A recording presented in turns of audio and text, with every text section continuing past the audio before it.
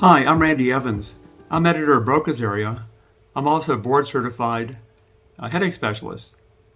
Today I want to discuss my approach to treatment of chronic migraine. First, disclosures. I'm on the Speakers Bureau for Allergan, Amgen, Lilly, Novartis, and Teva.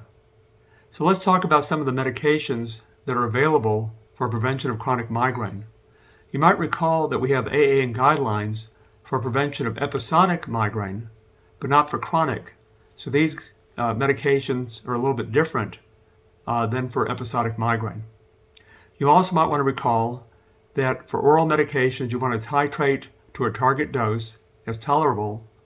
You want to use the oral medications for a long enough period of time, for at least 6 to 8 weeks.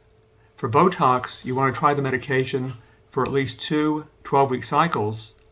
And for monoclonal antibodies, the CGRP, you want to try the medication for at least 3 months. So what's out there? First, let's consider the antidepressant medications.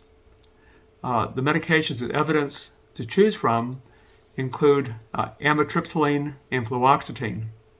Anecdotally, both venlafaxine and desvenlafaxine have been very effective in my use for many years, with desvenlafaxine being a little bit more tolerable than venlafaxine. Then we have the seizure medications, divalproex, but issues of tolerability and potential teratogenicity. Gabapentin may be effective. Topiramate is highly effective, but again, tolerability issues.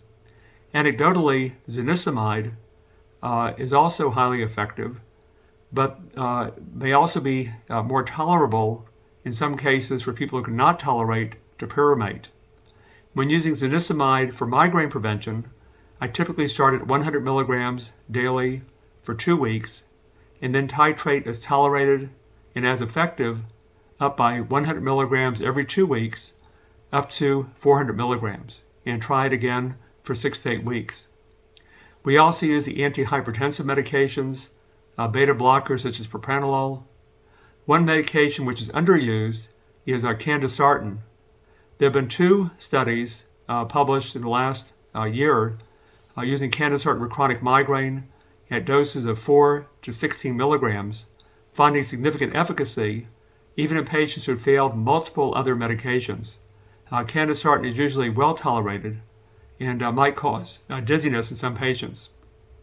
For the last 3 years, we've been the era of monoclonal antibodies, and you're well familiar now with Aimovig, Ajovy, Emgality, and Vyepti, which have been shown to be very efficacious and tolerable.